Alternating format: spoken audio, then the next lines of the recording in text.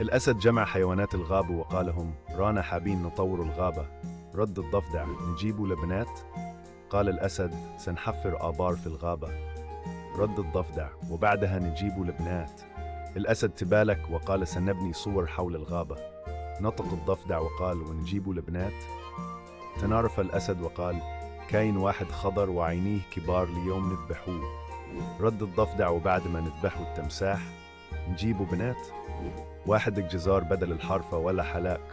واحد نهار كي يحسن لواحد الكليان، أو هي تجي واحد المشى برزطاته، أو هو يحيد لكليان ودنو أو لها لها لا لها يلا هنينا. واحد مزوج وعنده حبيبته، كل ما تعيط له حبيبته في التليفون تلقى الزوجة التليفون كتدي يتشارجع علاش مسيميها باتري فيبل. استاذ قال للتلميذ: مش عيب تجيب صفر؟ قال لي التلميذ: ومني هو عيب؟ لاش كتعطيه هذا واحد مشى يخطب ملي سولو بات العروسة فاش خدام كلي دريدور. نوض بات البنت الحيحة باش يزوجهم، قال مع راسه: ضروري هذا شي شخصية مهمة وما خصنيش نفلته. ملي مشاو عند العدول سولو العريس خدام، قال لهم العريس: دريدور نعام أسيدي. قالوا ليه العدول: أشنا هي هذه الخدمة؟ قال لهم العريس: الدريدور ملي نعامس كتعجن الشبكية وكطيب كندردر من فوقها الجنجلان. واحد المرة حاملة اتفاقات مع راجلها إيله دو بنت يسميها مبروكة، وإلى ولد يسميه مبروك.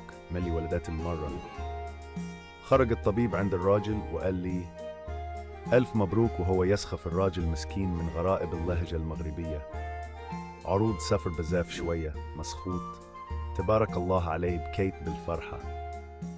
ولد الحرام ظريف. كنا جالسين في الموقف، تفرجنا في الراديو، شربنا أتاي فالقهوة شحال، وأنا كان دور غادي نيشان زايد ناقص واحد.